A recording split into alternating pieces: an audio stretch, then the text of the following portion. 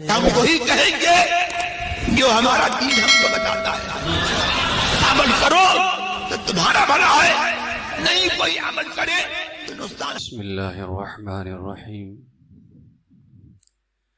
نحمده ونصلي ونسلم على رسوله الكريم اما بعد فاعوذ باللہ من الشیطان الرجیم بسم اللہ الرحمن الرحیم محمد رسول اللہ والذین معه اشداء علی الکفار الى آخر هذه الآیہ. صدق اللہ العظیم وبلغنا رسوله النبی الکریم ونحن على ذلك لمن الشاہدین والشاکرین والحمد للہ رب العالمین.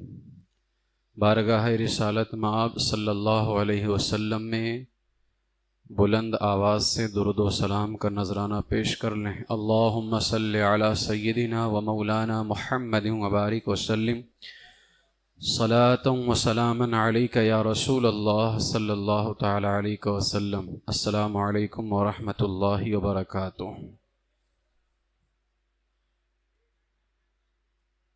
جن کو آقا سے ایمان کی دولت ملی،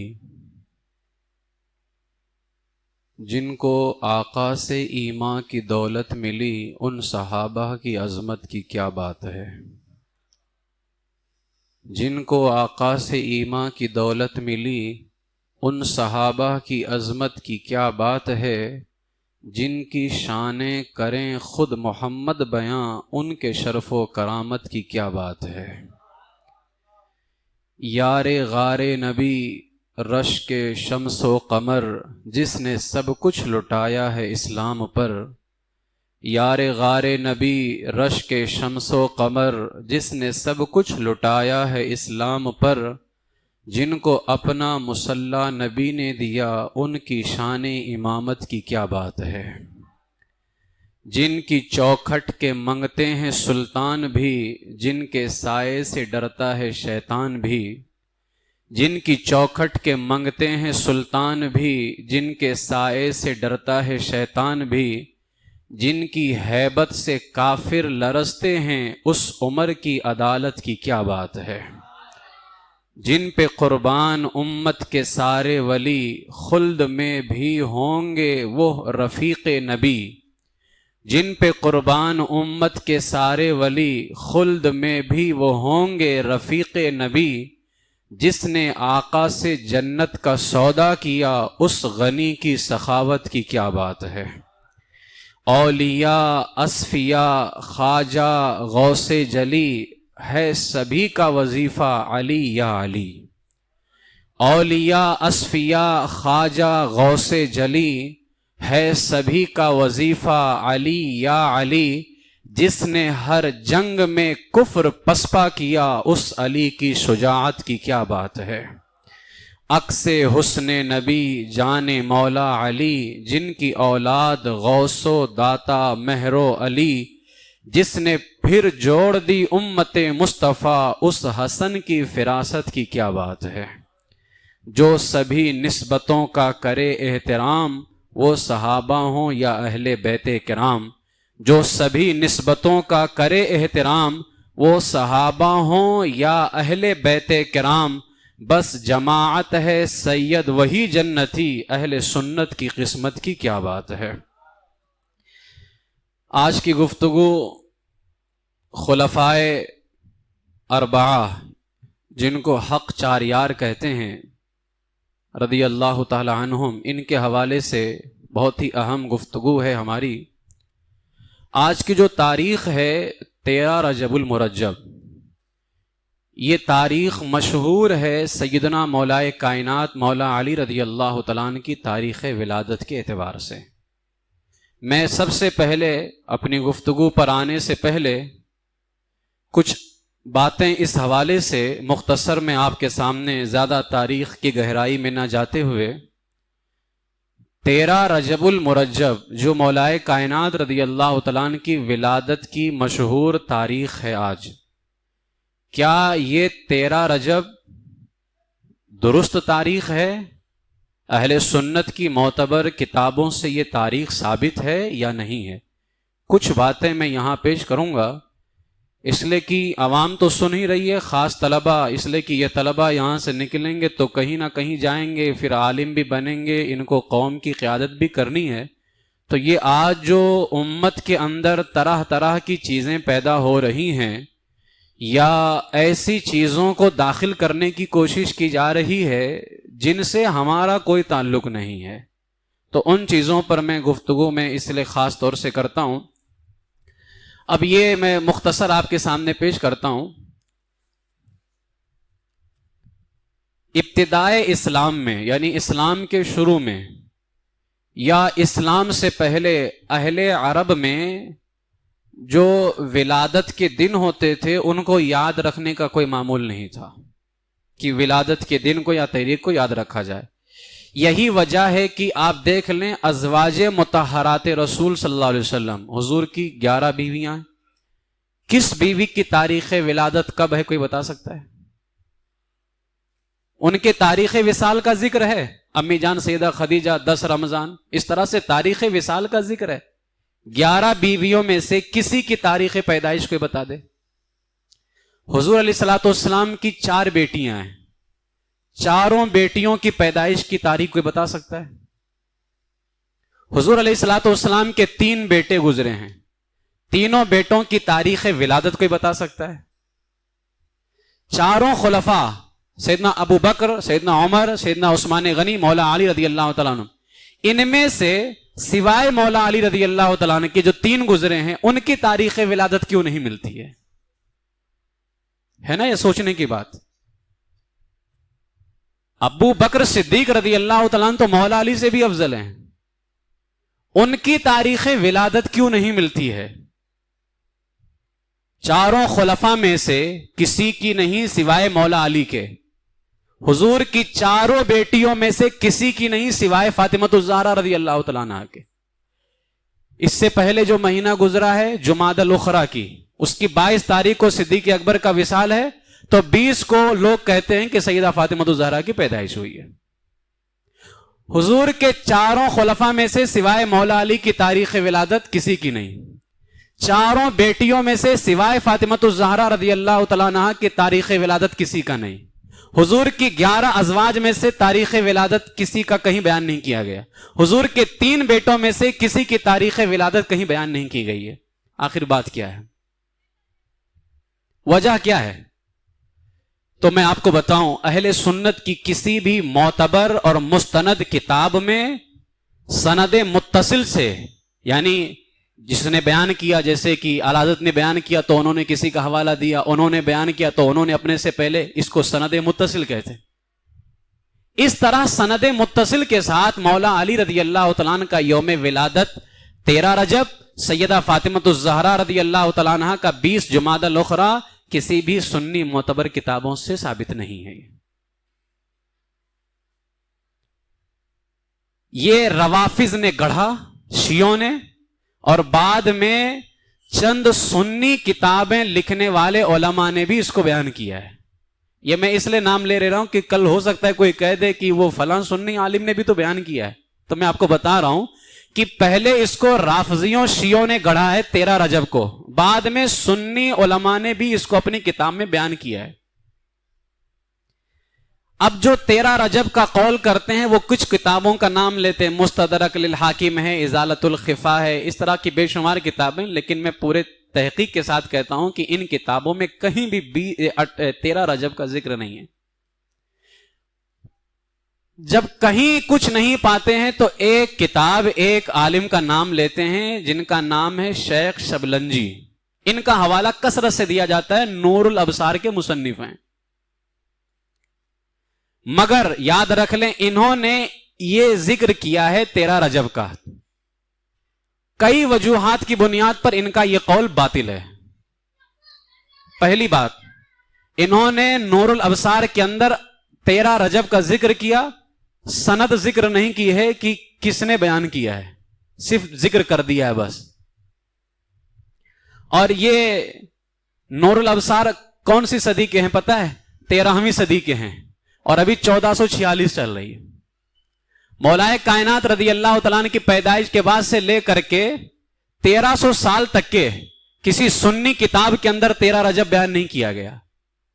آج سے 200 سال 150 سال پہلے 13 رجب بیان کیا گیا، اور انہوں نے بھی بیان کیا تو اس کتاب کے اندر سنی کتاب کا حوالہ نہیں دیا، صرف 13 رجب بیان کر دیا.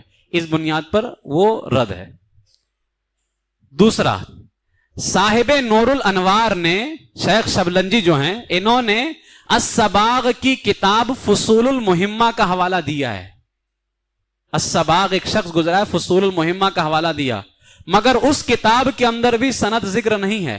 اچھا، الصباغ بھی 800 صدی ہجری کا ہے، یعنی 800 سال کے بعد الصباغ کی کتاب میں آیا 13 رجب، اور اس کے بعد 13ویں صدی میں 800 کے بعد، اب 800 کے بعد 9 10 11 12 13 500 سال کے بعد میں اس کو شیخ شبلنجی نے نور الابصار کے اندر بیان کیا ہے.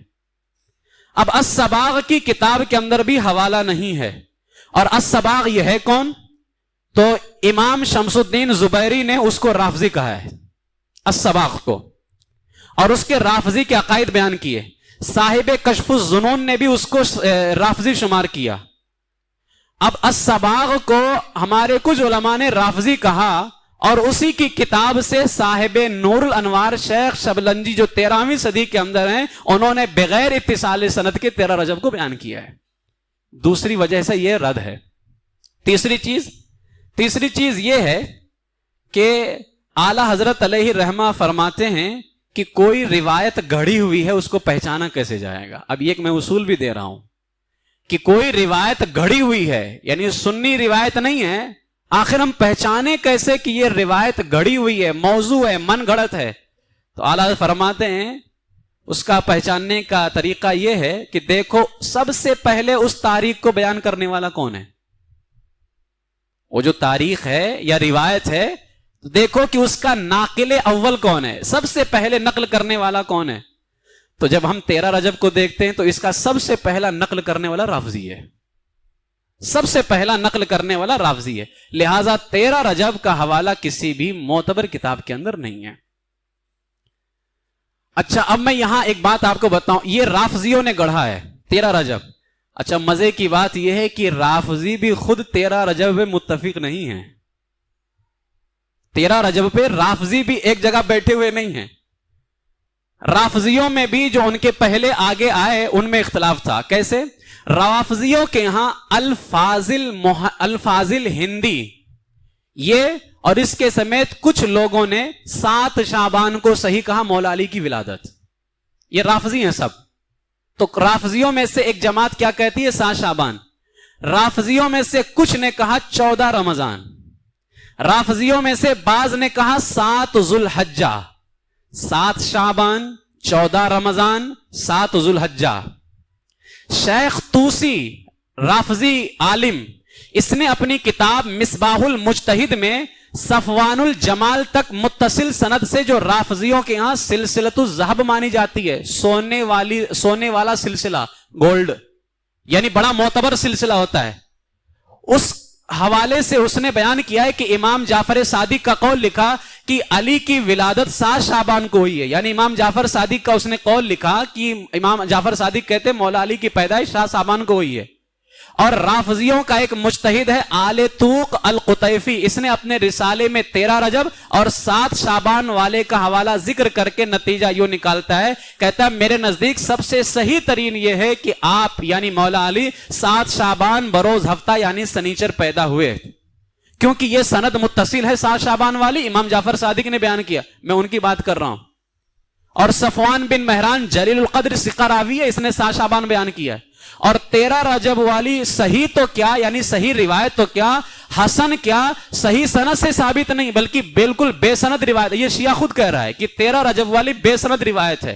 وہ کہتا ہے کیوں؟ اس نے کہا کہ میرے اس موقف کی جو میں بات کر رہا ہوں نا کہ 13 رجب والی روایت بالکل بے سند ہے، کہتا ہے اس کی تائید امام منتظر کی دعا ہے. امام منتظر اور شیعوں کے یہاں امام مہدی ظاہر ہو چکے ہیں. امام حسن عسکری کے بیٹے کو وہ امام مہدی کہتے ہیں. تو وہ کہتے ہیں کہ ہمارے جو امام منتظر تھے وہ یہ دعا کرتے تھے. کیا دعا کرتے تھے؟ اے اللہ میں تجھ سے رجب میں پیدا ہونے والے 2 اماموں یعنی امام تقی اور امام نقی، یہ 12 اماموں میں سے آتے ہیں. تو وہ دعا کرتے تھے امام حسن عسکری کے بیٹے امام منتظر کہ اے اللہ میں تجھ سے رجب میں پیدا ہونے والے 2 اماموں امام تقی اور امام نقی کے واسطے سے سوال کرتا ہوں.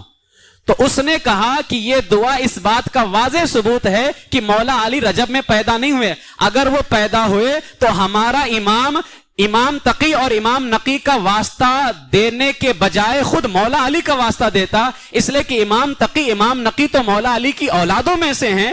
اگر رجب میں پیدا ہونے والے 2 اماموں کا واسطہ دیا جا رہا ہے تو ان سے بہتر واسطہ تو خود مولا علی رضی اللہ تعالیٰ عنہ کا ہے. تو امام منتظر ہمارا مولا علی کا واسطہ دیتا تھا، لیکن وہ مولا علی کا واسطہ نہیں دیتا تھا. تو اب میں پوچھنا چاہتا ہوں اگر مولا علی بھی رجب میں پیدا ہوئے ہیں تو تمہارا امام دعا کرتا ہے رجب میں پیدا ہونے والے 2 اماموں کا واسطہ مولا، تو کیا وہ مولا علی کو امام نہیں مانتا ہے؟ اور اگر مانتا ہے اور مانتے ہیں شیعہ امام، اس سے پتا چلا کہ مولا علی رجب میں پیدا نہیں ہوئے ہیں. اب یہ روافظ کے یہاں یہ ساری باتیں ہیں کہ 7 شعبان 14 رمضان 7 ذی الحجہ 13 رجب بھی روافظیوں نے بیان کیا ہے.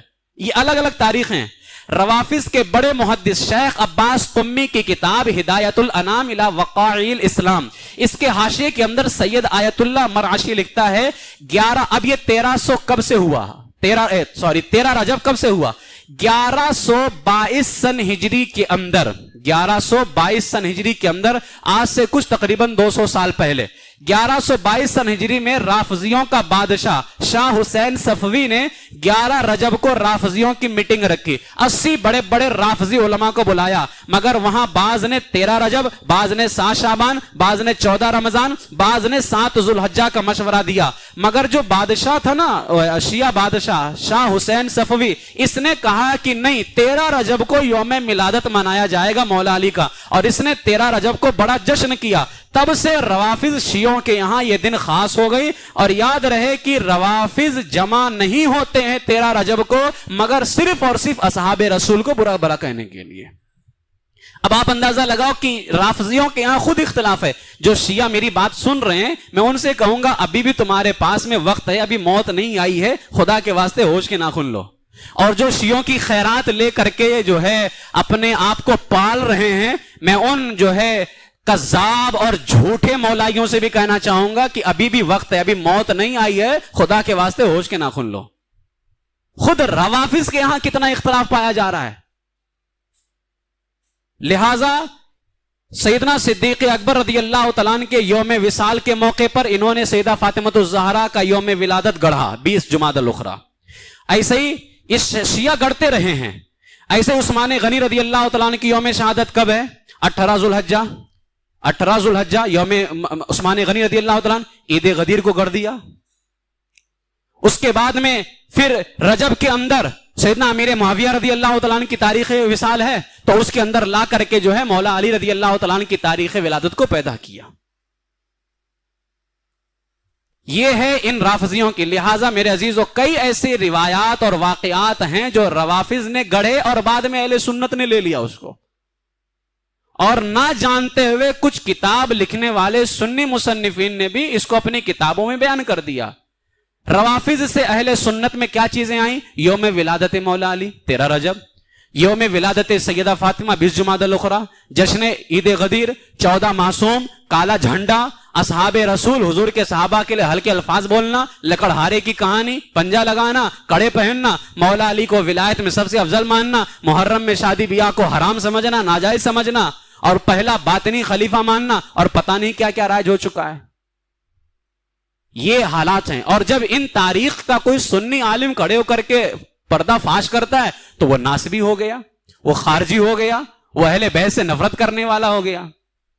اب میں بھی کر رہا ہوں، مجھے بھی کہا جائے گا، لیکن تمہاری بکواس کی مجھے کوئی فکر نہیں ہے، اس لیے کہ میں جن سے محبت کرتا ہوں وہ میری محبت کو جانتے ہیں، اور اس محبت کا فائدہ مجھے مولا علی سے ملنے والا ہے، تم جیسے بدماشوں سے نہیں ملنے والا ہے. لہٰذا تم اپنے مغلظات جتنے چاہو بکو، اس کی مجھے کوئی فکر نہیں ہوتی ہے. میرے عزیزو آپ سننی ہیں، کچھ لوگ یہ بھی کہہ دیتے ہیں چلو ٹھیک ہے اختلاف ہے، لیکن کبھی تو مولا علی پیدا ہوئے ہوں گے نا، 13 رجب کو منانے میں کیا جاتا ہے. میں کہتا ہوں میرے عزیزو اختلاف تو شیعوں کے یہاں ہیں، ہم سنیوں میں اختلاف کہاں ہیں؟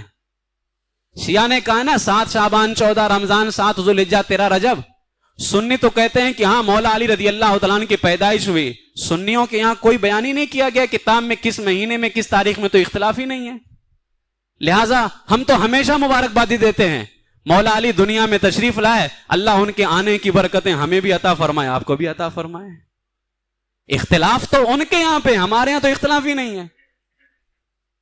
یہ چیز ہے. لہٰذا میرے عزیزو, آخری بات یہ کہنا چاہوں گا اس حوالے سے کہ ہم اس کا پردہ فاش کرتے ہیں, اور مولا علی رضی اللہ تعالیٰ عنہ نے 4 خلفاء ہمارے امام ہیں. رسول پاک علیہ السلام نے عاشورہ 10 محرم کا روزہ رکھا, اور اس روزے کے متعلق کیا فرمایا؟ یہودی بھی رکھتے تھے 10ویں محرم کا روزہ, حضور نے رکھا, اور کیا فرمایا؟ یہودیوں کے نبی موسیٰ نہیں ہیں, وہ ہمارے نبی ہیں, ہم ان کی یاد میں روزہ بھی رکھیں گے, اور 2 روزہ رکھ کر کے 9, 10 یا 10, 11 محرم کا روزہ رکھ کر کے یہودیوں کی مخالفت کریں گے. تو میں کہتا ہوں کہ اگر 13 رجب کو کچھ سنی علماء نے بیان کیا ہے, ٹھیک ہے مناؤ, 13 رجب کو مناؤ, 20 جمادی الاخری کو سیدہ فاطمہ کا مناؤ, لیکن کیسے مناؤ؟ جب 13 رجب کو مولا علی کا ذکر کرو, 4 یار کا بھی ذکر ہونا چاہیے ان کے رد کے اندر. جس طرح حضور نے 10ویں محرم کا روزہ رکھا, یہودی بھی رکھتے تھے, ایک بڑھا کر کے حضور نے یہودیوں کی مخالفت کی ہے, تو 13 رجب کو شیعہ مولا علی کا ذکر کر کے, اور وہ مردود ذکر کرتے ہیں اور صحابہ کو برا بلا کہتے ہیں, تو آپ 13 رجب کو مولا علی کا ذکر کیجئے اور 4 یار کا ذکر کر کے شیعوں پر بجلی گرائیے. 20 جمادی الاخری کو سیدہ فاطمہ الزہرا کا ذکر کیجئے, لیکن حضور کی جو 3 بیٹیاں اور ہیں ان کا بھی ذکر خیر کیجئے, تاکہ شیعوں پر قیامت گرے اور قیامت ڈھاؤ. اس طرح سے جو ہے تمام کے تمام جو ہے اہل سنت و جماعت کے اندر جو اس طرح سے روایتیں اور تاریخ پیدا ہوئی ہیں, میرے عزیزو ہم سنی ہیں, سنی بن کر کے جیو, سنی بن کر کے رہو. اور ہم تاریخ کے خلاف ہیں کہ یہ تاریخ کا پردہ فاش کرنا چاہتے ہیں, ذکر مولا علی کے خلاف ہرگز نہیں. اور جو مولا علی کے ذکر کے خلاف ہو وہ تو مومن ہی نہیں ہے. وہ ان کا ذکر, میرے آقا نے فرمایا ذکر علی عبادہ, علی کا ذکر کرنا بھی عبادت ہے. تو بتاؤ کون سا ایسا سنی سے عقیدہ ہوگا جو معاذ اللہ ان کے ذکر سے روکے گا؟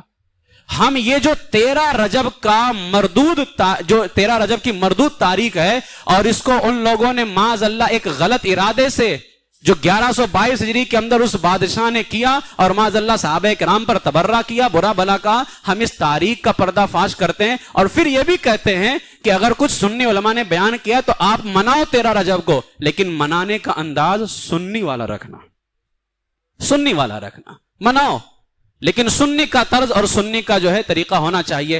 اب کچھ کہتے ہیں کہ 13 رجب کو منانے میں کیا ہے, اور یہ اہل سنت کے یہاں تاریخ نہیں ہے, آخر تاریخ محفوظ ہونی چاہیے, مولا علی پیدا ہوئے ہیں, ان کی تاریخ کیوں نہیں محفوظ ہے؟ تو آپ ان سے پوچھئے, آپ صدیق اکبر سے محبت کرتے ہیں؟ کہیں گے ہاں. کون سی تاریخ ولادت؟ یہ تو عجیب بات ہے نا کہ کوئی یہ کہے کہ آپ سنی مولا علی کی تاریخ ولادت نہیں جانتے ہیں. آپ جانتے ہیں صدیق اکبر کی تاریخ ولادت؟ غوث اعظم نے بیان نہیں کیا تو غوث اعظم ابو بکر سے محبت نہیں کرتے تھے. غریب نواز نے بیان نہیں کیا تو غریب نواز ابو بکر سے محبت نہیں کرتے تھے.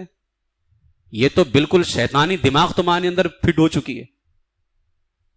سیدنا عمر فاروق کی تاریخ ولادت کب آپ نے منائی ہے؟ آپ سنی نہیں ہیں. سیدنا عثمان غنی کی تاریخ ولادت کب منائی گئی؟ کیا آپ سنی نہیں ہیں؟ اس طرح کی بیہودہ باتیں نہ کریں, ٹھیک ہے. اکثر کیا ہوتا ہے نا, کچھ بزرگان دین جو ہمارے دنیا میں تشریف لاتے ہیں تو اب ان کی زندگی میں آگے کیا ہونا یہ اس وقت کسی کو پتہ نہیں ہے. ان کی خدمتیں دین کے لیے, ان کی قربانیاں اب پیدا ہوئی ہیں ابھی, تو اس وقت کی تاریخ لوگ محفوظ نہیں رکھتے ہیں. پھر جب وہ بڑے ہوتے ہیں اور ان کی زندگی کے ایام شروع ہوتے ہیں, پھر ان کی خدمتیں, دین کے لیے قربانیاں, اللہ اس کے رسول کا عشق, لوگوں کو دین کی طرف بلانا, جب یہ خدمتیں دیتے ہیں اور اپنی زندگی قربان کرتے ہیں, لوگوں کا ایک مجمع ان کے پاس میں ہوتا ہے, اور جب ان کا وصال ہوتا ہے تو لوگوں کو اس کا علم ہوتا ہے, لوگ اس تاریخ کو محفوظ کر لیتے ہیں. تو پیدائش کے وقت میں ان کی خدمتیں لوگوں کے سامنے نہیں ہوتی ہیں. اب ان کی زندگی کے اندر آگے کیا کارنامے ہونے ہیں یہ لوگوں کو پتہ نہیں ہوتا ہے, اس وقت کی تاریخ محفوظ نہیں ہوتی ہے. یہی وجہ ہے کہ آپ دیکھ لیں ہمارے یہاں جتنے بزرگان دین کا عرس ہوتا ہے ان کی تاریخ وصال ہم مناتے ہیں. دنیا سے جانے کی تاریخ, آنے کی تاریخ ہم کیوں نہیں مناتے؟ اس کی وجہ یہ ہے کہ وہ تاریخیں محفوظ نہیں ہوتی ہیں, لوگوں نے محفوظ نہیں کی ہوتی ہیں. تو اسی طرح سے یہ مسئلہ 13 رجب والا بھی ہے. یہ کچھ باتیں تھیں جو میں نے آپ کے سامنے پیش کی ہیں. لہذا 13 رجب مولا علی کی ولادت ہے، ہم یہ بیان نہیں کرتے ہیں. ہم یہ کہتے ہیں مولا علی رضی اللہ تعالیٰ یقیناً پیدا ہوئے، کسی نہ کسی تاریخ میں تو پیدا ہوئے. 13 رجب کو ہی لے کر کے مبارکبادی کیوں؟ 365 دن سال میں ہوتے ہیں. آؤ میرے پاس میں آؤ، تم آؤ روزانہ مجھے مبارکبادی دو، روزانہ میں تمہیں مبارکبادی دیتا ہوں، کوئی حرج نہیں ہے. آؤ تو صحیح. ذکر علی کے لیے پھر سنی کبھی کچھ نہیں دیکھتا ہے، ہمیشہ ذکر کرتا ہے. تو آپ 13 رجب نہیں، آپ میرے پاس آئیے روم میں اور آپ روزانہ آ کر کے کہیے حضرت مولا علی کی ولادت مبارک ہو. میں بھی آپ کو کہوں گا مولا علی کی ولادت مبارک ہو. پھر دیکھتے ہیں تمہارے اندر محبت کتنی، آتے آتے پریشان ہو جاؤ گے. تو یہ اس لیے آج جو ہے ہم انشاءاللہ تعالی حق چار یار کا ذکر کریں گے. اور اہل سنت کا ایک نعرہ ہے، نعرہ تکبیر. کیا اس کا جواب کیا ہے؟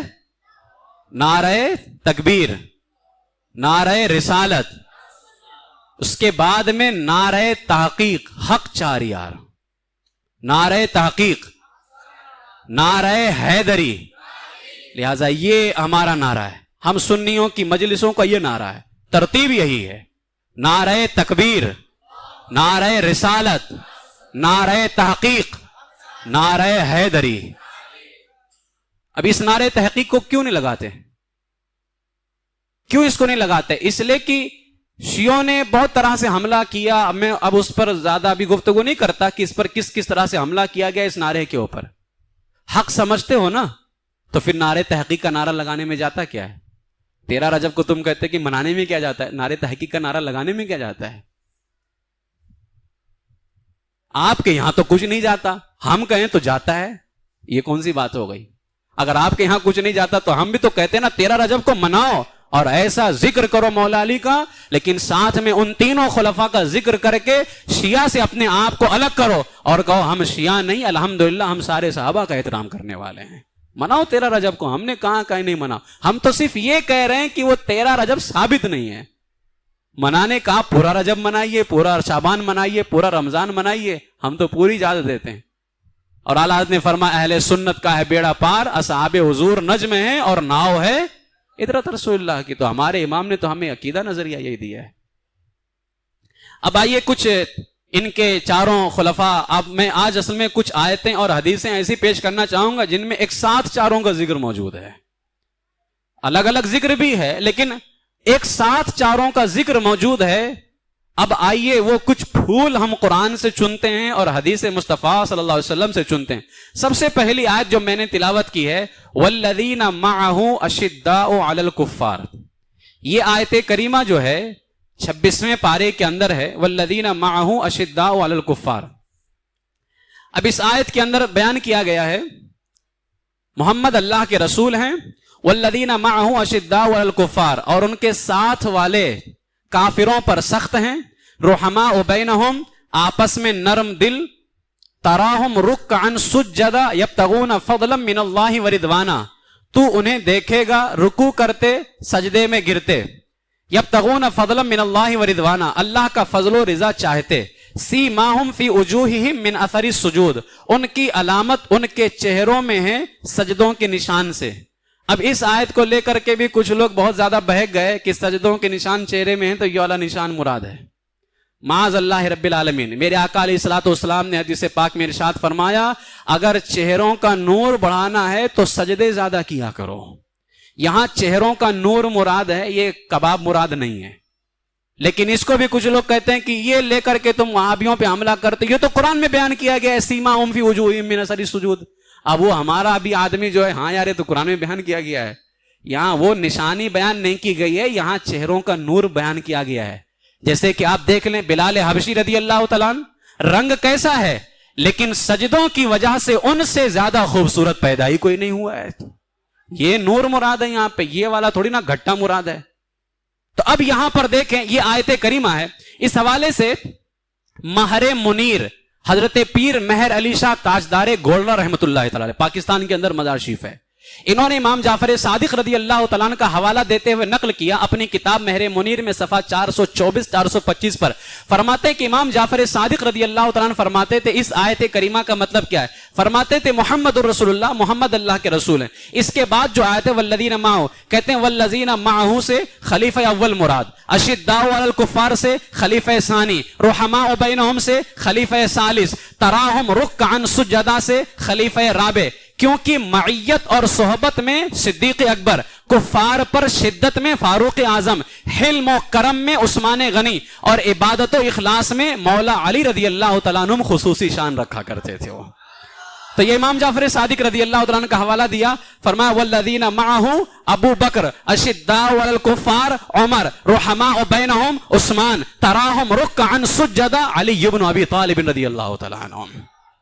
تو یہ چاروں کا ذکر ایسا۔ اچھا اسی آیت کے اندر آگے جو ہے وَمَثَلُهُمْ فِي الْإِنْجِيلِ، اور ان کی صفت انجیل میں كَزَرْعٍ أَخْرَجَ شَطْأَهُ فَآزَرَهُ فَاسْتَغْلَظَ فَاسْتَوَىٰ، جیسے ایک کھیتی اس نے اپنا پٹھا نکالا، پھر اسے طاقت دی، پھر دبیز ہوئی، پھر اپنی ساق پر سیدھی کھڑی ہوئی، کسانوں کو بھلی لگتی ہے۔ اب اس آیت کریمہ کے اندر اس کی تفسیر کرتے ہوئے عبداللہ ابن عباس رضی اللہ تعالیٰ عنہ کیا فرماتے؟ الریاض النظرہ کے اندر بھی ہے، غوث پاک رضی اللہ تعالیٰ عنہ کی غنیۃ الطالبین کے اندر بھی، عن ابن عباس رضی اللہ تعالیٰ عنہما فی قولہ، حضرت عبداللہ ابن عباس رضی اللہ تعالیٰ عنہما اللہ کے اس قول میں مثلہم فی الانجیل کزرع اخرج شطأہ، اس آیت کریمہ کے حوالے سے بیان کرتے ہیں الزرع سے مراد کیا ہے؟ کہتے ہیں الزرع محمدن وشطأہ ابو بکر فآزرہ عمر فاستغلظ بعثمان فاستوى بعلی رضی اللہ تعالیٰ عنہم اجمعین۔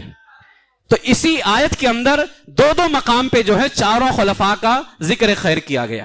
اس کے بعد آئیے قرآن پاک کی تیسری آیت کریمہ، 5ویں پارے کے اندر وہ آیت ہے وَمَن يُطِعِ اللَّهَ وَالرَّسُولَ فَأُولَٰئِكَ مَعَ الَّذِينَ أَنْعَمَ اللَّهُ عَلَيْهِمْ مِنَ النَّبِيِّينَ وَالصِّدِّيقِينَ وَالشُّهَدَاءِ وَالصَّالِحِينَ۔ اب یہ جو آیت کریمہ ہے اللہ فرماتا ہے اور جو اللہ اس کے رسول کا حکم مانے تو اسے ان کا ساتھ ملے گا جن پر اللہ نے فضل کیا، یعنی انبیاء اور صدیق اور شہید اور نیک لوگ، یہ کیا ہی اچھے ساتھی ہیں۔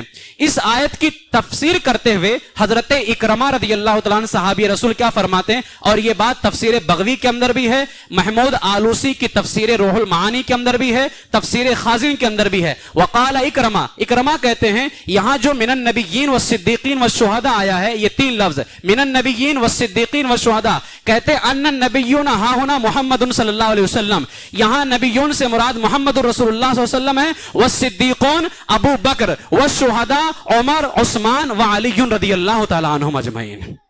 اس لیے کہ حضرت عمر کو بھی شہید کیا گیا نماز کی حالت میں، حضرت عثمان غنی کو بھی 18 دن بند کر کے رکھا گیا، اور مولا علی کو بھی شہید کیا گیا۔ تو فرمایا صدیقون سے مراد ابو بکر ہیں، اور شہداء سے مراد کون ہیں؟ عمر، عثمان اور علی رضی اللہ تعالیٰ عنہم اجمعین ہیں۔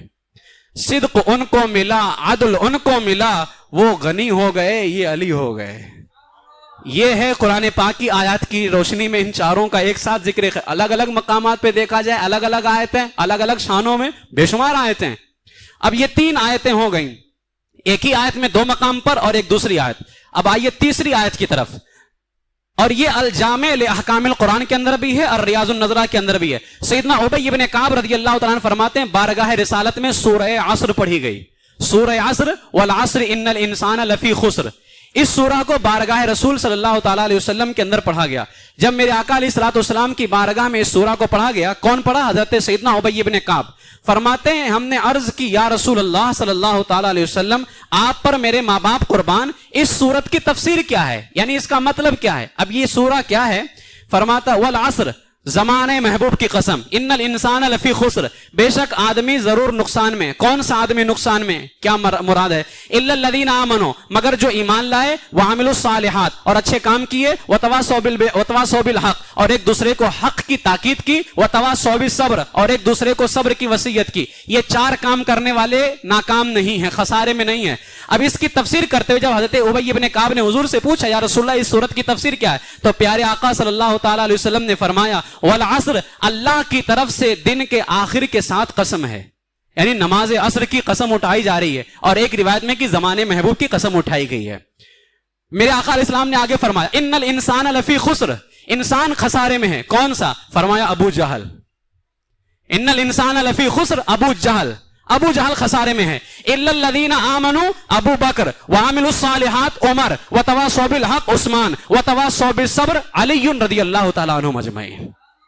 مگر جو ایمان لائے، عمل صالح کیا، حق کی وصیت کی، صبر کی وصیت کی. تو فرماتے مراد یہ ہے کہ سب کے سب خسارے میں، گھاٹے میں ہیں، مگر وہ کامیاب ہے جو ابو بکر کو مانے، عمر کو مانے، عثمان کو مانے، علی کو مانے. یہ خسارے میں نہیں ہے، اللہ کے فضل سے یہ کامیاب ہے. یہ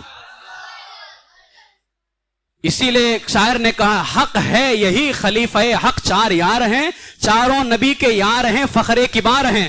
قرآن بتاتا ہے کہ ہیں دونوں مکرم، وہ آل محمد ہوں یا اصحاب محمد ہوں. تو حضور کی آل یہ بھی مکرم ہے، حضور کے صحابہ یہ بھی مکرم ہے. اب یہ تو قرآن کی آیات کی روشنی کے اندر میں نے آپ کو بتایا ہے. اب میں جو ہے احادیث کریمہ کی طرف، ابھی بہت ساری آیتیں ہیں لیکن میں اب انشاءاللہ تعالی سب ایک ہی ساتھ بیان کر دیں گے تو دوبارہ کیا بیان ہوگا. تو انشاءاللہ اور جو آیتیں ہیں جن میں ایک ساتھ چاروں کا ذکر موجود ہے، انشاءاللہ پھر کبھی اور موقع پر اب میں کچھ احادیث آپ کے سامنے پیش کرتا ہوں جن احادیث کے اندر رسول پاک صلی اللہ تعالی علیہ وسلم نے ایک ساتھ ذکر فرمایا ہے. ان چاروں خلفاء کا ایک ساتھ میرے آقا سید عالم صلی اللہ علیہ وسلم نے ذکر فرمایا. تاریخ مدینہ دمشق کے اندر جلد 9 صفحہ 20 پر یہ حدیث پاک موجود ہے.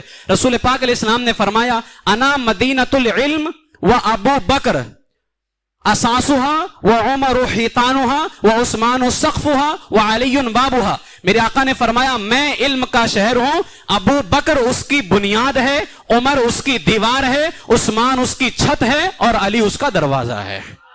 تو یہ ابھی حدیث پاک میرے آقا سید عالم صلی اللہ علیہ وسلم نے بیان فرمایا. اس کے بعد میں العلل المتناہیہ، امام محدث ابن جوزی کی کتاب العلل المتناہیہ، اس کے اندر حدیث نمبر 408، اس کے اندر انہوں نے کیا بیان فرمایا؟ فرماتے ہیں کہ حضرت انس ابن مالک سے یہ حدیث مروی ہے. نور کے پیکر ہمارے آقا سید عالم صلی اللہ علیہ وسلم ارشاد فرماتے ہیں، میرے آقا نے فرمایا ان علی حوضی اربعۃ ارکان، میرے حوض کے 4 کونے ہیں، یعنی حوض کوثر کے 4 کونے ہیں. فاول رکن منہا فی ید ابی بکر، تو پہلا کونا ابو بکر کے ہاتھ میں ہوگا.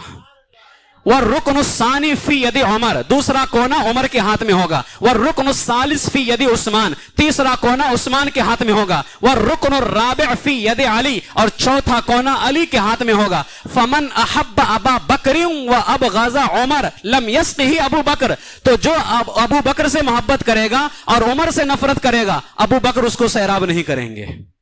ومن احب عمر و ابغض ابا بکر لم یسقہ عمر، اور جو عمر سے محبت کرے لیکن ابو بکر سے نفرت کرے تو عمر اس کو سیراب نہیں کریں گے. دونوں ایک دوسرے کے دشمن کو سیراب نہیں کریں گے. پھر فرمایا ومن احب عثمان و ابغض علی لم یسقہ عثمان، اور جو عثمان غنی سے محبت کرے اور علی سے نفرت کرے، عثمان اس کو سیراب نہیں کریں گے. ومن احب علی و ابغض عثمان لم یسقہ علی، اور جو علی سے محبت کا دعویٰ کرے اور عثمان غنی سے بغض رکھے تو مولا علی اس کو سیراب نہیں فرمائیں گے.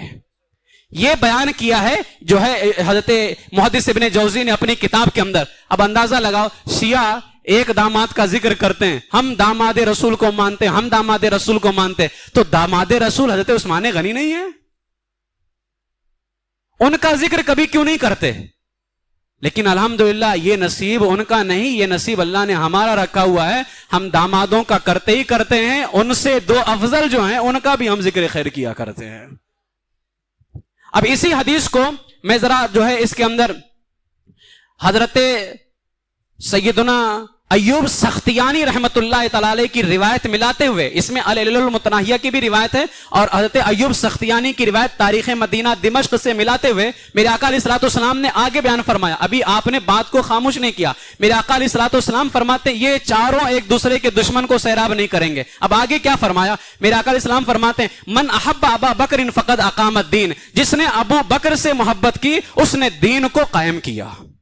ومن احب عمر فقد اوضح السبیل، اور جس نے عمر سے محبت کی اس نے اپنا راستہ روشن کر لیا. ومن احب عثمان فقد استنار بنور اللہ، اور جس نے عثمان سے محبت کی اس نے اللہ کے نور سے چمک حاصل کیا. ومن احب علی فقد استمسک بالعروۃ الوثقی، اور جس نے علی سے محبت کی اس نے مضبوط گرہ کو تھام لیا۔ پھر میرے آقا آگے فرماتے ومن قال فی اصحاب محمد صلی اللہ علیہ وسلم بالحسنى، اور جو میرے صحابہ کے بارے میں اچھا عقیدہ رکھتا ہے فقد برئ من النفاق، وہ نفاق سے محفوظ ہے، فہو مؤمن، اور وہی سچا مومن ہے وہ۔ اب یہ حدیث پاک میرے آقا علیہ الصلوۃ والسلام نے چاروں کا ذکر خیر کر کے فرمایا کہ ان سے اچھا عقیدہ رکھنے والا اور میرے صحابہ کا ذکر خیر کرنے والا وہی سچا مومن ہے۔ اب ایک حدیث پاک آپ کے سامنے میں اور پیش کرتا ہوں۔ میرے آقا علیہ الصلوۃ والسلام نے ارشاد فرمایا، اب یہ کنز العمال کی روایت ہے، کنز العمال کی حدیث نمبر 33101، سیدنا ابو ہریرہ اس کو بیان کرتے ہیں۔ میرے آقا علیہ السلام نے فرمایا لا یجتمع حب هؤلاء الاربعہ الا ابو بکر و عمر و عثمان۔ اس کو امام احمد ابن حنبل نے اپنی کتاب فضائل الصحابہ کے اندر بھی بیان کیا۔ میرے آقا فرماتے ہیں لا یجتمع حب هؤلاء الاربعہ الا فی قلب مؤمن، کہ کسی ابو بکر و عمر عثمان و علی ان چاروں کی محبت صرف اور صرف مومن کے دل میں ہی جمع ہو سکتی ہے، یعنی مومن ہی کا دل ہے جہاں ان چاروں کی محبت جمع ہو سکتی ہے۔ اس کے بعد میں ایک روایت سنن ترمذی کی ہے جہاں چاروں کا ذکر حضور علیہ السلام نے اتنے خوبصورت انداز کے اندر فرمایا۔ حضرت علی اس کو خود بیان فرماتے ہیں، بیان کرنے والے خود مولا علی رضی اللہ تعالیٰ عنہ۔ میرے آقا علیہ السلام نے فرمایا رحم اللہ ابا بکر زوجنی ابنتہ وحملنی الی دار الہجرہ واعتق بلالا من مالہ۔ یہاں میرے آقا علیہ السلام نے فرمایا اللہ ابو بکر پہ رحم کرے، پھر ان کی 3 خوبیوں کو بیان کیا۔ کیوں؟ فرماتے اللہ ابو بکر پہ رحم کرے، زوجنی ابنتہ، اس نے اپنی بیٹی کا نکاح مجھ سے کیا، یعنی عائشہ صدیقہ رضی اللہ تعالیٰ عنہ۔ اس کے بعد فرماتے وحملنی الی دار الہجرہ، اور ہجرت کی رات مجھے کندھے پر اٹھا کر کے لے کر کے چلا، واعتق بلالا من مالہ، اور ابو بکر نے اپنے مال سے بلال حبشی کو آزاد کروایا ہے۔ پھر فرماتے رحم اللہ عمر، اللہ عمر پہ رحم کرے۔ کیوں؟ کہتے یقول الحق، عمر حق بولتا ہے، وَإِن كَانَ مُرًّا، اگرچہ کڑوا ہو۔ عمر حق بولتا ہے اگرچہ کڑوا ہو۔ اور میرے آقا نے فرمایا تَرَكَهُ الْحَقُ، حق بولنے نے عمر کو تنہا کر دیا ہے، یعنی عمر اتنا حق بولتا ہے کہ عمر اکیلے ہو گیا۔ وَمَا لَهُ صَدِيقٌ، عمر کا کوئی دوست باقی نہیں رہا، یعنی حق گوئی کی وجہ سے۔ اس سے پتا چلا کہ اگر تم حق گوئی کرو گے اور حق بولو گے آپ کے دشمن ضرور پیدا ہوں گے۔ لفافہ دینے والے دور جائیں گے، ٹھیک ہے، قورمے اور بریانی کی دعوتیں کرنے والے بھی آپ کی دعوت بند کریں گے، لیکن میرے رضا نے پیغام دے دیا کروں مدح اہل دول رضا، پڑے اس بلا میں میری بلا، میں گدا ہوں اپنے کریم کا، میرا دین پا رہے نہ نہیں۔ روٹی کا ٹکڑا یہ ہمارا دین نہیں ہے، یہ موٹا لفافہ یہ ہمارا دین نہیں ہے، یہ قورمے، یہ بریانی، یہ زردہ پلاؤ یہ ہمارا دین نہیں ہے۔ ہمارا دین تو مصطفیٰ کریم صلی اللہ علیہ وسلم ہے اور ان کے صحابہ اور ان کی آل اولاد اہل بیت اطہار رضی اللہ تعالیٰ عنہ میں، یہ ہمارا دین ہے، اس کے اندر کوئی کمی نہیں آنی چاہیے۔ تو فرمایا میرے آقا نے عمر اتنا حق بولتا ہے کہ اس کا کوئی دوست باقی نہیں رہا۔ پھر فرماتے ہیں رحم اللہ عثمان، اللہ عثمان پہ رحم کرے۔ کون سے عثمان؟ تستحیہ الملائکہ، جن سے فرشتے بھی حیا کرتے ہیں، فرشتے بھی ان سے شرم کرتے ہیں، اللہ اس عثمان پہ رحم کرے۔ پھر کہتے ہیں رحم اللہ علی، اللہ علی پہ رحم کرے۔ پھر میرے آقا علی کے بارے میں اللہ سے دعا کرتے اللہم ادر الحق معہ حیث دارا، اے اللہ جہاں جہاں علی جائے حق بھی وہیں وہیں جایا کرے۔ تو ان چاروں کا ذکر میرے آقا علیہ الصلوۃ والسلام نے ایک حدیث کے اندر فرمایا اور پھر ان کی خوبیوں کو بیان فرمایا۔ اسی طریقے سے حضرت جابر رضی اللہ تعالیٰ عنہ سے صحیح سند کے ساتھ امام بزار کی مسند بزار کے اندر میرے آقا علیہ السلام نے فرمایا ان اللہ اختار اصحابی علی العالمین، بے شک اللہ نے میرے صحابہ کو سب پر فضیلت دی ہے، سوى النبیین والمرسلین، سوائے نبیوں اور رسولوں کے، یعنی نبیوں اور رسولوں کے علاوہ اللہ نے میرے صحابہ کو سب پہ فضیلت دی ہے۔ پھر فرماتے ہیں وَاخْتَارَ لِي مِنْ أَصْحَابِي أَرْبَعَةً، اور ان صحابہ میں سے اللہ نے میرے لیے 4 کو چنا، یعنی ابا بکر و عمر و عثمان و علی، یعنی اللہ نے صحابہ میں سے ابو بکر، عمر، عثمان، علی کو چنا۔ فَجَعَلَهُمْ أَصْحَابِي، ان کو میرا صحابی بنایا۔ وَقَالَ فِي أَصْحَابِي كُلُّهُمْ خَيْرٌ، اور میرے سارے کے سارے صحابہ بہتر ہیں اور عادل ہیں اور انصاف والے ہیں۔ اب ایک ساتھ چاروں کا ذکر ہو رہا ہے اور ترتیب وہی ہے جس ترتیب پر امام احمد رضا نے پہرا دیا ہے۔ ابو بکر و عمر عثمان و حیدر. ترتیب یہی ہے. حضور علیہ السلام چاروں کا ذکر فرما رہے ہیں. اب جو لوگ یہ کہتے ہیں ابو بکر نے حق مار لیا, تو حضور کے بارے میں کیا کہو گے؟ انہوں نے بھی جان بوجھ کر کے علی کو بعد میں رکھا. ترتیب میرے آقا علیہ السلام ایک ساتھ چاروں کا ذکر کر رہے ہیں, اور ترتیب وہی بیان کر رہے ہیں جو آج اہل سنت بیان کرتے ہیں, جن کو مسلک اعلی حضرت کہا جاتا ہے. اور ان چاروں کی محبت کو حضور علیہ الصلوۃ والسلام نے ہم پر فرض قرار دیا. چاروں کی محبت کو کس طرح سے فرض قرار دیا, اور اس کو خود مولا علی رضی اللہ تعالیٰ عنہ بیان کرتے ہیں مسند الفردوس کے اندر. حدیث نمبر 619 ہے. عن علی بن ابی طالب قال قال رسول اللہ صلی اللہ علیہ وسلم, حضرت علی کہتے ہیں کہ حضور نے فرمایا ان اللہ افترض علیکم حب ابی بکر و عمر و عثمان و علی. حضور نے فرمایا اللہ نے تم پر ابو بکر و عمر عثمان و علی کی محبت کو فرض کیا ہے. کیسے؟ کما افترض علیکم الصلاۃ والزکاۃ والصوم والحج, جس طرح اللہ نے تم پر نماز, روزہ اور حج اور زکات کو فرض فرمایا ہے. اسلام کے 4 ارکان ہیں, نماز, روزہ, حج, زکات. فرمایا جس طرح یہ فرض ہیں اللہ نے اسی طرح تم پر ان چاروں کی محبت کو. تو اسلام کے علاوہ اسلام کے ارکان بھی 4, اور جن کی محبتیں فرض ہیں وہ یار بھی 4 ہیں, جن کو 4 یار کہا جاتا ہے. حضرت سیدنا ابو بکر, حضرت سیدنا عمر, حضرت سیدنا عثمان, حضرت سیدنا مولا علی رضی اللہ تعالیٰ عنہ.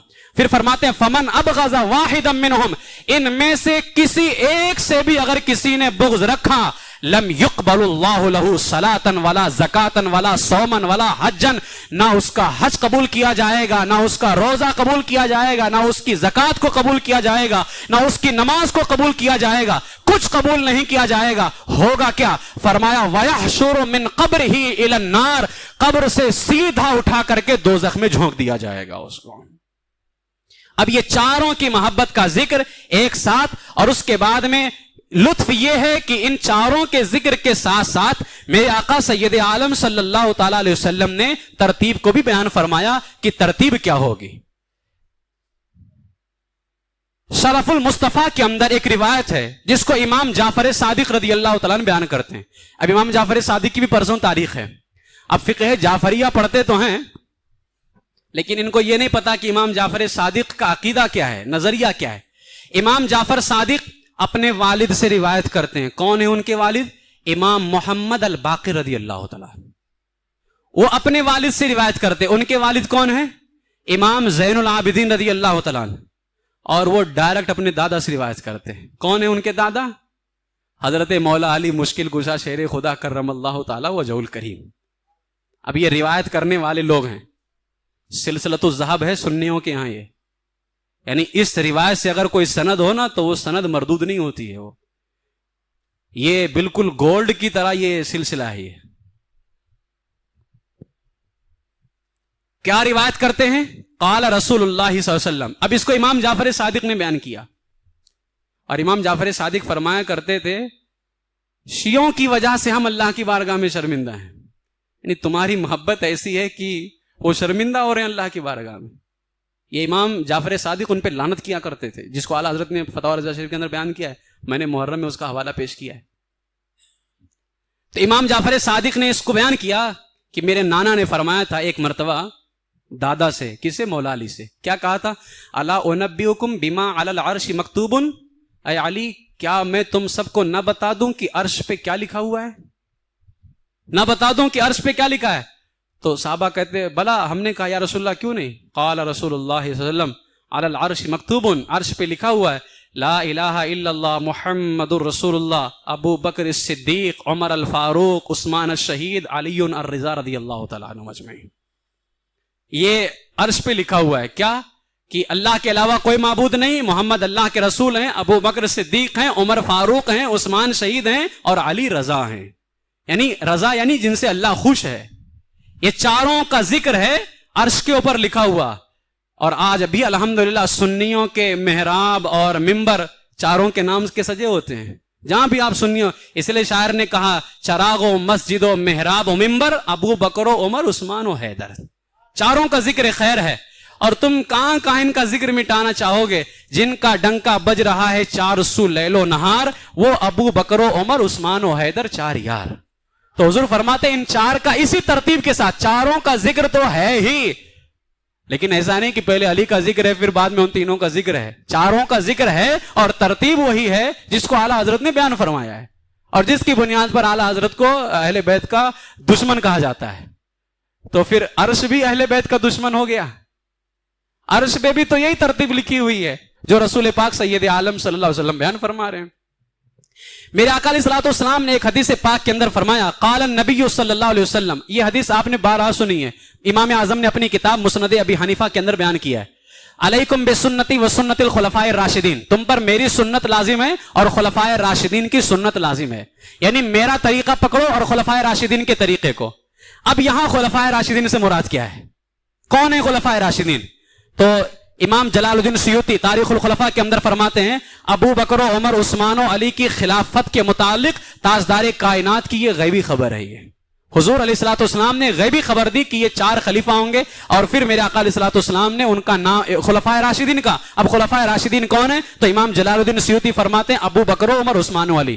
اور کون مراد ہیں؟ دوسرا حوالہ حافظ ابن عبد البر قرطبی مشکات کے اندر ہے کہ میرے آقا علیہ الصلوۃ والسلام نے فرمایا سنت الخلفاء الراشدین وہم ابو بکر عمر و عثمان و علی رضی اللہ تعالیٰ عنہم فسماہم خلفاء. انہی کا نام خلفاء ہے ان چاروں کا. اور حافظ ابو بکر ابن العربی نے بھی کہا ہے کہ یہاں مراد ابو بکر عمر عثمان و علی ہیں. امام شرف الدین نے بھی یہی لکھا ہے کہ یہاں مراد خلفائے راشدین سے ابو بکر عمر عثمان و علی ہیں.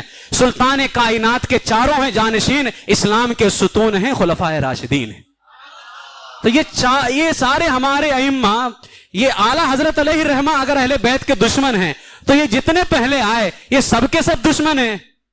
ایک تم آج پیدا ہو گئے جن کو پیشاب کرنے کا بھی طریقہ نہیں آتا ہے، فارغ ہونے کے بعد میں حاجت اور طہارت کیسے کی جاتی ہے، صفائی کیسے ہوتی ہے، ان کو یہ بھی نہیں پتا ہے. اور یہ چلے اہل بیت سے محبت کا دم بھر کر کے اور ان بزرگوں پہ اپنے کتوں والی زبان نکالنے والے.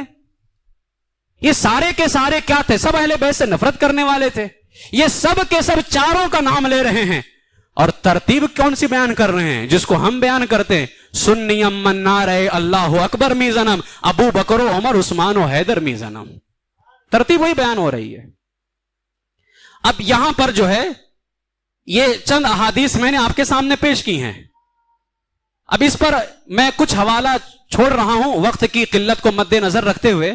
میں کیونکہ اس پر سیدنا امیر معاویہ رضی اللہ تعالیٰ عنہ کا مہینہ بھی چل رہا ہے، اب انشاءاللہ ان کی تاریخ آنے والی ہے تو ہم یہ روایت انہی کی تاریخ میں پیش کریں گے جن کے حوالے سے یہ کہتے ہیں کہ امیر معاویہ علی کو ممبروں پہ گالی دلوایا کرتے تھے. اب وہ اس کا جنازہ تو ہم نکالیں گے انشاءاللہ کبھی نہ کبھی وقت رہا، اس لیے کہ اتنے سارے ہمارے پاس مسائل ہیں نا حقیقت میں باہر کے جب ہم دیکھتے ہیں حالات کو اور ہمارے نوجوانوں کو اس طرح سے ورغلایا جاتا ہے ہم حیران ہیں کہ ہم کس کس مسئلے پہ گفتگو کریں. صحابہ کرام رضی اللہ تعالیٰ عنہم کو لے کر کے کس طرح سے بدزبانیاں ہو رہی ہیں تو ہم خود پریشان ہیں کہ آخر کس کس مسئلے پہ گفتگو کریں. تو انشاءاللہ تعالیٰ یہ جو روایت ہے امیر معاویہ رضی اللہ تعالیٰ عنہ والی اور پھر اس میں مولا علی کا بھی ذکر ہے. امیر معاویہ نے خود مولا علی کا ذکر کرنے کو کہا اور چاروں خلفاء کا ذکر کرنے کو کہا ہے. تو اب انشاءاللہ تعالیٰ وہ روایت میں اسی موقع پر پیش کروں گا. میں یہاں آج جو نعرہ تحقیق کو چھوڑا جا رہا ہے، نعرہ تحقیق جو ہے اس کو ختم کیا جا رہا ہے اور نعرہ تحقیق سے یہ کہا جا رہا ہے کہ یہ ہمارا نعرہ نہیں ہے.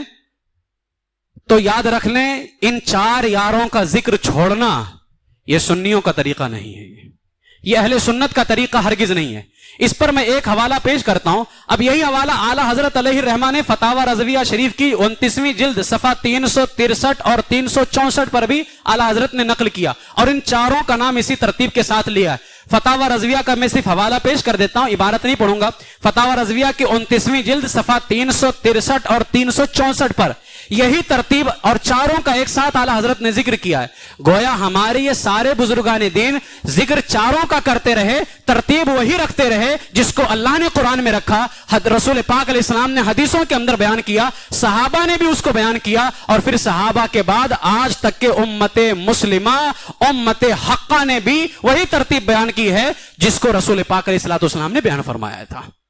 اب ان کا چاروں کا ذکر چھوڑ کر کے میں یہاں پر ایک فتویٰ پیش کرنا چاہوں گا اور وہ فتویٰ کس کا ہے؟ وہ فتویٰ حضرت مجدد الفسانی کا ہے. وہ اکبر کا رگڑا لگانے والے، تو ظاہر سی بات ہے انہوں نے اپنے دور کے اندر صرف اکبر کی دھلائی نہیں کی ہے، اکبر کوئی رگڑا نہیں لگایا ہے بلکہ حق بیان کر کے قیامت تک کے آنے والے مردودوں کو رگڑا لگایا ہے، اور اس طرح کی جو بھی باتیں کریں مجدد الفسانی نے ان کا رد کیا ہے۔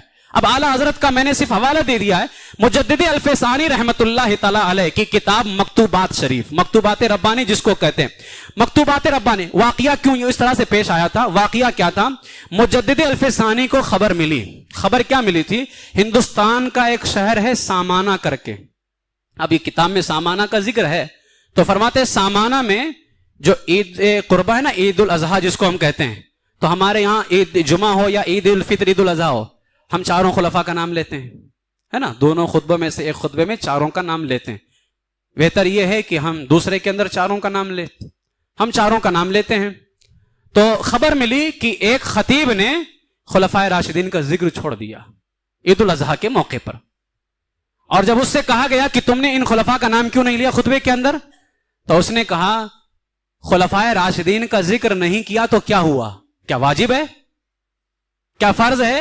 اگر خلفائے راشدین کا نام نہیں لیا تو کیا خطبہ نہیں ہوا؟ یہ اس نے کہا۔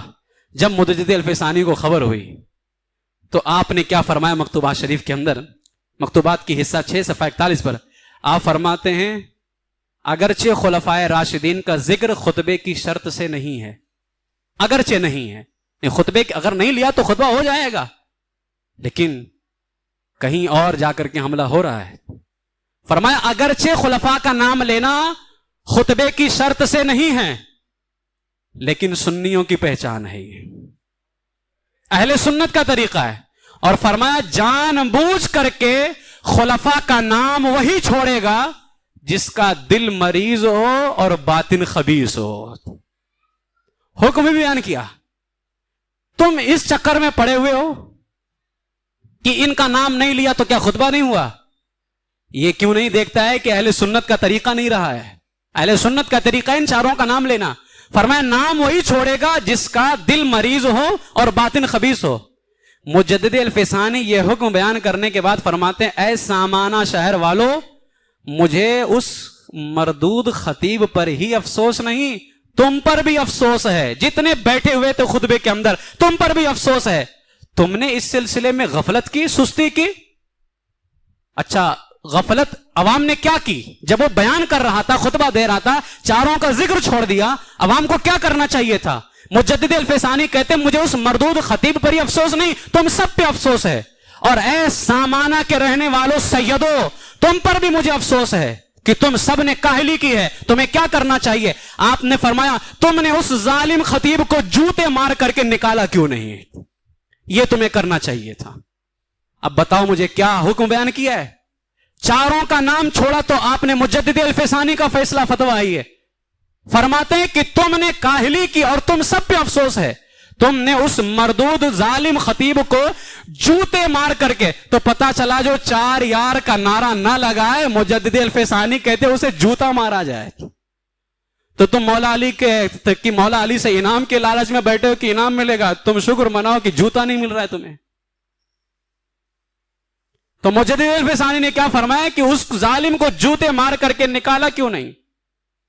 یہ حکم بیان کیا مجدد الفسانی نے۔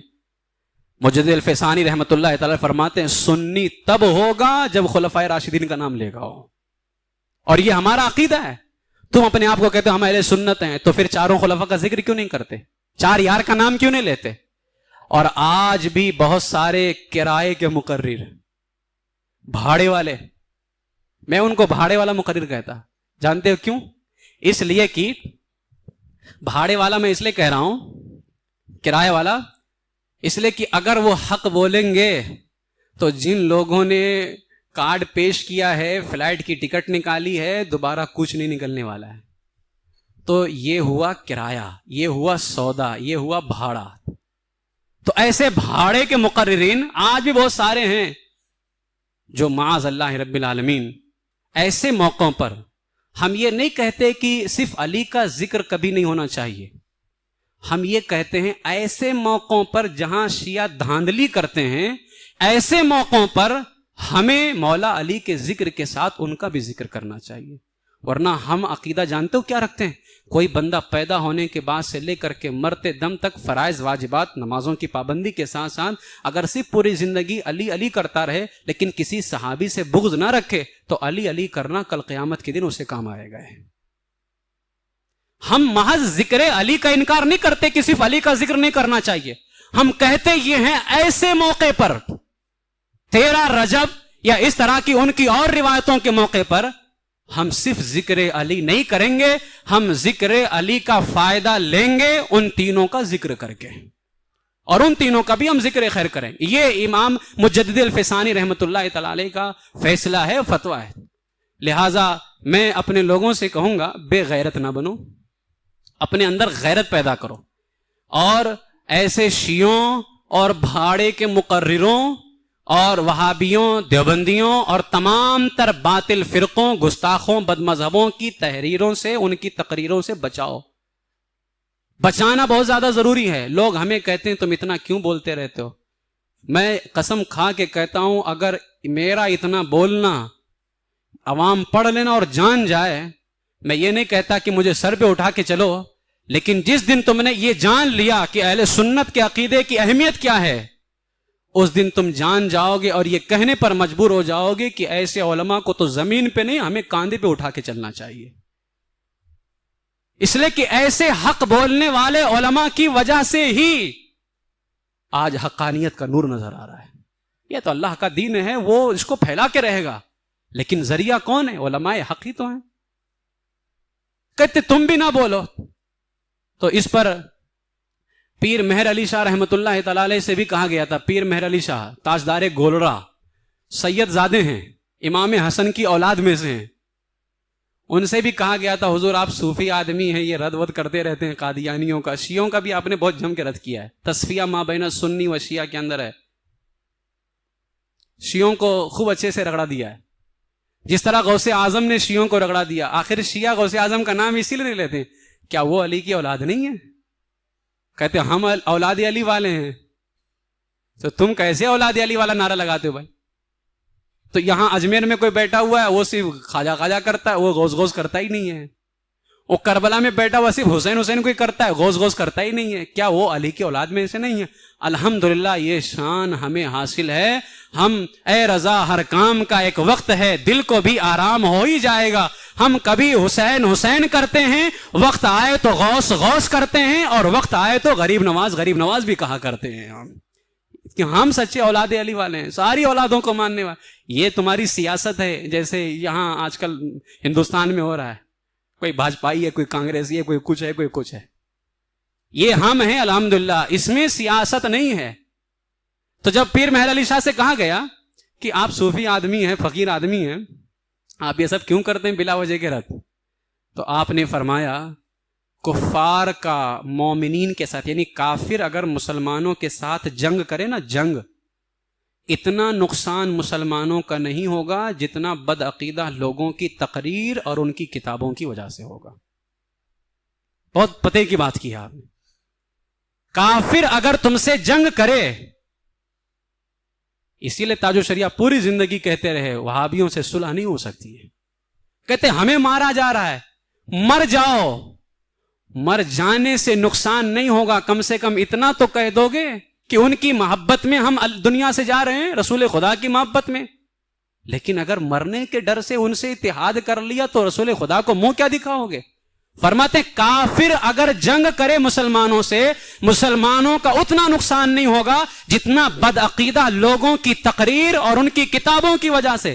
فرماتے کیوں؟ اس لیے کہ جو شخص اسلام کا دعویٰ کرے اور محراب میں منبر پر کھڑے ہو کر واعظانہ صورت میں ناصحانہ آیات اور احادیث پڑھ کر کے، قرآن کی آیتیں حدیثیں پڑھ کر کے غلط تعویلیں اور شیطانی ہیلا بازیوں سے مسلمانوں کے عقیدوں میں خلل پیدا کرے، یقیناً ایسے شخص کا نقصان بہت زیادہ ہے۔ اس لیے کہ کافر تو کھلم کھلا ہمارے سامنے ہے، لیکن یہ مردود ہمارے ہی منبر پہ چڑھ کر کے، ہمارا ہی قرآن پڑھ کر کے، ہمارے ہی نبی کی حدیثیں پیش کر کر کے، غلط مطلب بتا کر کے اہل سنت کے عقیدے کو خراب کر رہا ہے۔ یہی تو وجہ ہے آج مولائے کائنات اہل بیت کے نام پر جو اس قدر جو ہے گمراہیت پھیلائی جا رہی ہے، جبکہ ان کا نام، ان کا ذکر خیر گمراہی پھیلانے کے لیے نہیں، ہدایت پھیلانے کے لیے ہوتا ہے، لیکن اس کی غلط تشریحیں، غلط تعویلیں کر کے معاذ اللہ آج امت کو کس رخ پر لے کر کے چلے گئے۔ تو فرمایا یہ ان لوگوں کا کام ہے۔ فرماتے ایسے شخص کا نقصان بہت زیادہ ہے، کیونکہ اس کی زبان کا ڈھنگ روح اور ایمان کے لیے ایک خطرناک اژدہا ہے، جس سے اسلام کے دولت کو بربادی آتی ہے۔ برے صحبت کا اثر برے کام کرنے سے بھی زیادہ ہوتا ہے، یعنی کہیں آپ بری صحبت اختیار کیجئے تو برا کام کرنے سے زیادہ وہ برا ہے۔ یعنی ایک طرف آپ چوری کر رہے ہیں وہ بھی برا ہے، لیکن چور کی صحبت میں جا کر کے بیٹھیں چوری کرنے سے زیادہ برا ہے۔ وہ بروں کی صحبت برا کام کرنے سے زیادہ برا ہے۔ تو پھر آخر میں فرماتے ہیں ہم سے تو ایسی فقیری نہیں ہو سکتی، ہم سے ایسی فقیری، ہم ہیں فقیر، لیکن ہم سے ایسی فقیری نہیں ہو سکتی کہ عقائد اسلامیہ پر ایسے حملوں کے وقت خاموش بیٹھ کر کے تماشا دیکھا کریں، اور ہم ایسی فقیری سے ہزار دل سے بیزار ہیں جو عین مداہنت اور بے غیرتی ہے۔ یعنی فرمایا کہ ہم سے بے غیرت فقیری نہیں ہوتی ہے، ہم غیرت مند فقیر آدمی ہیں۔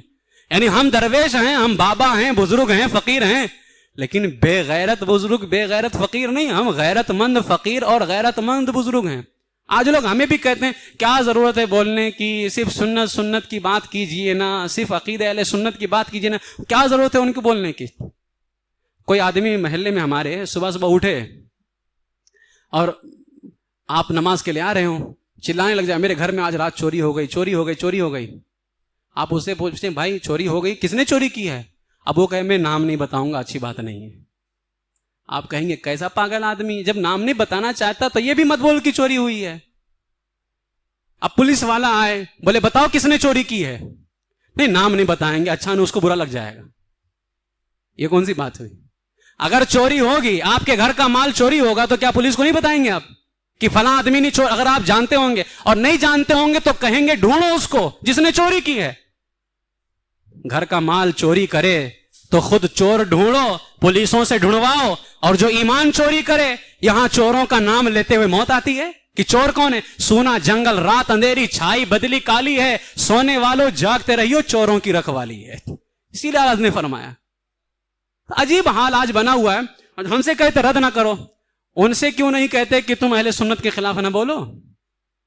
ایک شاعر نے کہا ہے مجھے تو سبھی کہتے ہیں کہ رکھ نیچے نظر اپنی، مجھے تو سبھی کہتے ہیں کہ رکھ نیچے نظر اپنی، انہیں کوئی کیوں نہیں کہتا نہ نکلو تم عیاں ہو کر۔ جو ظاہر ہو کر کے برہنہ نکل رہے ہیں تو ہر کوئی ہمیں کہتا ہے نگاہیں نیچی رکھو، انہیں کوئی کیوں نہیں کہتا ہے کہ اپنی نگاہیں تم ننگے ہو کر کے نہ نکلو؟ تو کاغذ کا یہ لباس بدن سے اتار دو، کیا منہ دکھاؤ گے اگر بادل برس گیا؟ اور وہ بادل کون ہے؟ وہ بادل ہم جیسے لوگ ہیں، رضا کے غلام سچے۔ یہ اللہ کا ہم پر بڑا فضل ہے، اس کا کرم ہے۔ یہ تحدیث نعمت کے طور پر کہتا، کوئی بڑائی، کوئی غرور، کوئی فخر نہیں، تحدیث نعمت کے طور پر الحمدللہ یہ اللہ کا کرم ہے کہ اس نے حق بولنے کے لیے ہمارا انتخاب فرمایا ہے۔ آخری دم تک کہ ہم حق بولتے رہیں گے۔ لوگ ہمیں مشورہ دیتے ہیں کہ آپ رد مت کرو، تو میں آپ کو ایک مشورہ دیتا ہوں، آپ ان کو جا کر کے بول دیجئے کہ ابو بکر کو برا نہ کہا کریں، امیر معاویہ کو برا نہ کہا کریں، جس دن تم نے برا کہنا چھوڑ دیا ہم تمہیں برا کہنا چھوڑ دیں گے۔ ہمارے پیچھے سب پڑے ہوئے ہیں، انہیں کوئی کچھ نہیں کہتا ہے۔ یہ آج حال ہے۔ خیر یہ تو شروع سے چلتا چلا آ رہا ہے، غلط کہنے والوں کا ہر کوئی ساتھ دیتا ہے، حق کہنے والوں کا ہر کوئی ساتھ چھوڑ دیتا ہے، یہی حال آج بھی ہے۔ خیر ہمیں کسی کے ساتھ کی کوئی ضرورت نہیں ہے۔ حسبنا اللہ، اللہ ہی ہمارے لیے کافی ہے، ونعم الوکیل، اللہ ہی بہتر کارساز ہے، ونعم المولا، اللہ ہی بہترین مددگار ہے، ونعم النصیر، اللہ سے بہتر حمایت کرنے والا کوئی نہیں ہے۔